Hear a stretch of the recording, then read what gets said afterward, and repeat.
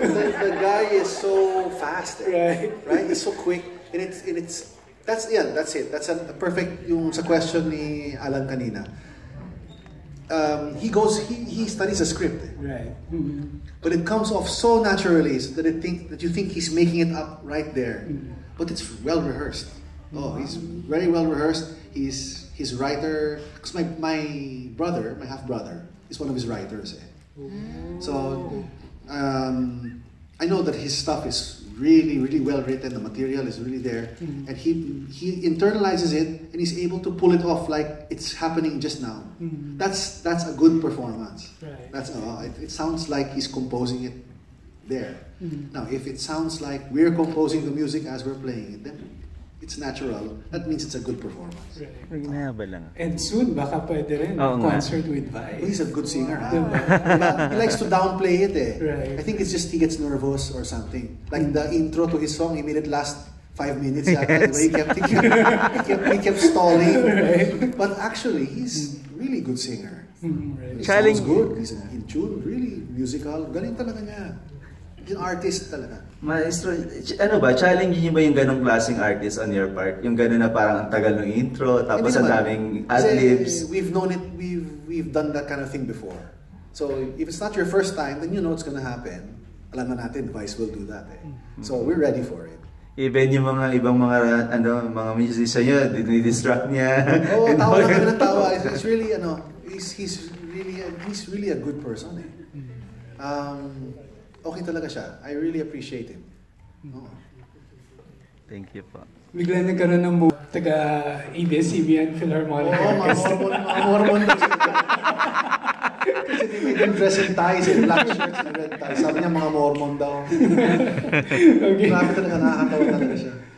Yan, exciting, no? So, susunod na concert. Hi, sir.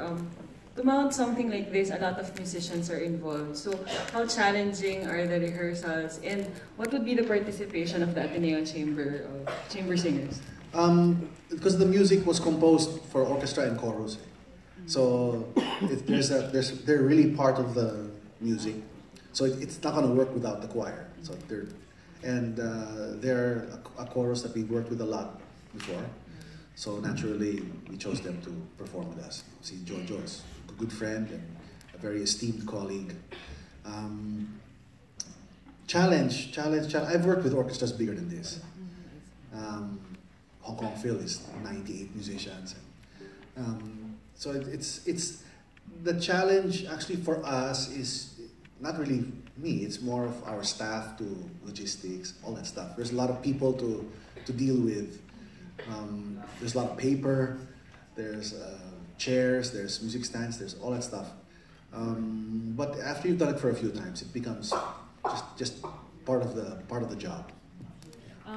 Do you have any plans of doing something, another one like this anytime soon? Yeah, we're looking at there are a lot of these.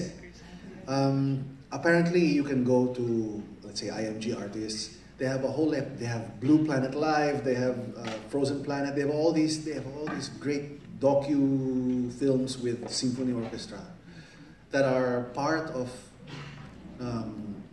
many orchestra seasons all over the world. The LSO does it all the time, the New York Philharmonic also always does this stuff. So it's really like a staple now with symphony or professional symphony orchestras all over the world. Thank you. The Jed Madela concert. That was fun. Yeah, it was amazing. But first, I'm gonna ask about, of course, this concert. Yeah. It's said that it's set to images, right? So, do you have you had a chance to view the images themselves? And if yes, of course, what are the images na made parang made an impression upon you? It's actually set not just to images but to video. This is all scenic, very scenic landscapes and a lot of intimate shots, and the music goes very well with it. I skimmed through all the videos over the weekend, and I don't know what it was, but for me it was the wolves hunting their prey. There was just something so strong about that. It was scary, but yet you admired the coordinated attack of the wolves. You admired their intelligence, their senses. Of course, they don't actually show them taking down the moose, no? They show lang how they coordinate their attack and the power. And, you know, the wolf is just running through the snow and it's just no problem. You know, it makes you realize, wow, I got no chance against this wolf. You know, if I were trapped in the forest and he was there, that's it. That's the end of me. I'm nothing compared to this guy. But it's very humbling to see all that stuff. And you know, if you see a whale in the ocean, diba? I mean, how that make you feel? It makes you feel tiny. You see a 100-foot animal. I mean. Elephant, right? Yeah, or an elephant. Yeah. I was recently in Singapore. I took my family to the Singapore night safari. It was the Singapore Zoo. And we saw lions, and we saw a tiger. There was a real tiger there, and all these animals. I was like, oh man, I got no chance against these animals. It's just the very awe-inspiring. Yeah, and I hope that sort of feeling can be produced in the audience as well. Provided that we don't screw the music up and distract them from from what they're seeing. The next question is for the members of the orchestra. I just wonder, who are the ones na pinakamatagal na dito, and what have you learned so far? Well, the orchestra's only been around since 2012. So it's a very young orchestra. I mean, as far as orchestras go, no. But most of the members have been here from the very beginning. From 2012. A few people have left, may iba nag-migrate ng ibang bansa, you know, continued studies or sino bang newest pinaka-recent member na si Joe Bry, ayan, si Derek. There are a few new people, like somebody will leave that'll leave a vacancy, so then we have to replace them with someone, and we hold auditions to find the replacement.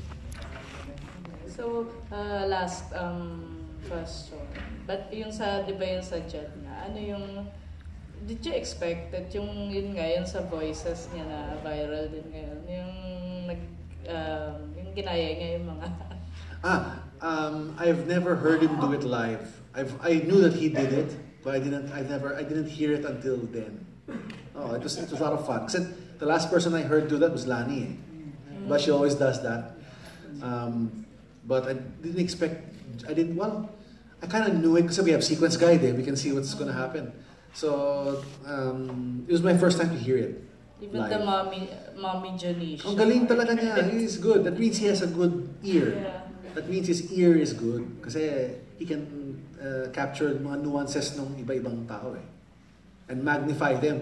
That's how you make a good impersonation.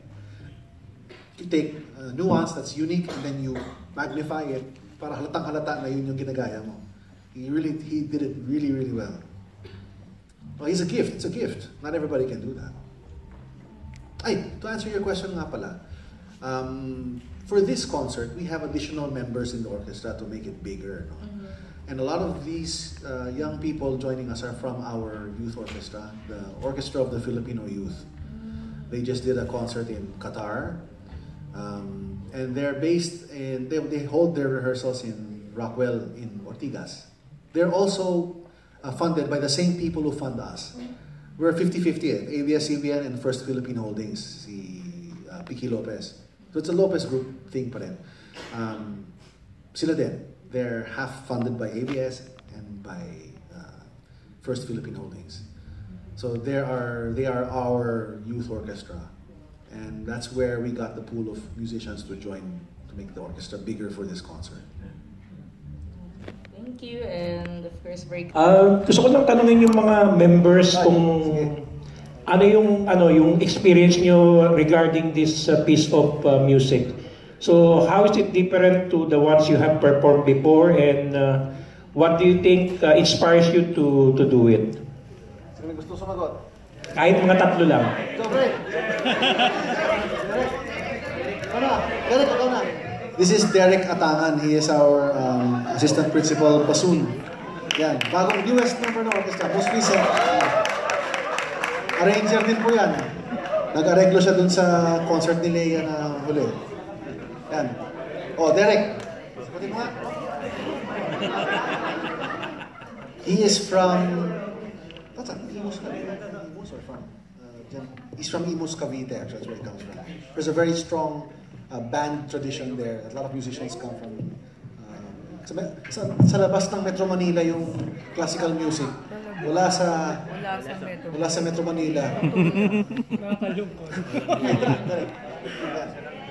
Ay, pakiulit sir yung tanong. Yeah. Experience. So, what's the difference sa music na to compared to the previous ones you have played before, and what inspires you to do this piece?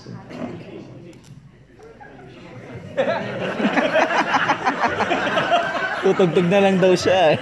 Ano po, dito po mas serious yung ginagawa po namin. Tsaka...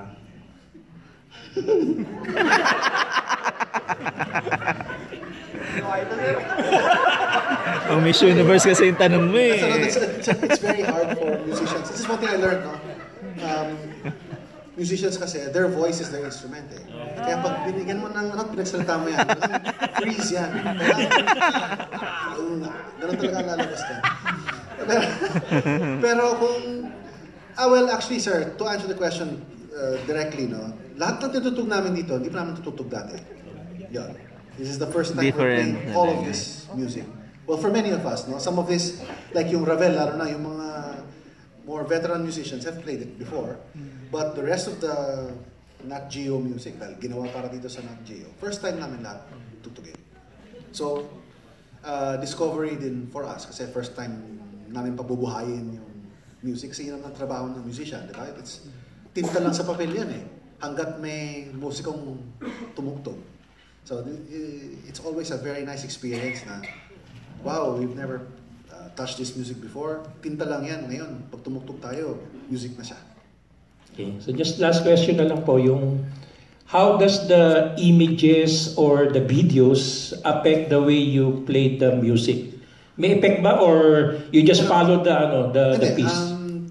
Meron po talaga, pero wala sa stage ng performance. Nasa stage ng composition yon, di ba? The composer is given that video and has to compose something to the video. So yung pag-a-affect ng video dun sa musician happens at the composition stage, no? After that, it's written for orchestra, na-print na yan, na-bind na yan, in-ensayo na yan. Ang next na mangyari is kailangan i-execute namin yung nakalagay para mag-work yung ugnayan ng video tsaka ng music. Kung di namin nasundan yung nakalagay sa pyesa, that means ma-dilute yung marriage eh. So nandoon na sa amin yung responsibility na yon. And then, kung maganda yung nangyari, yung next pag ganun ng video sa music is nasa consumer na, nasa audience na. Thank you po.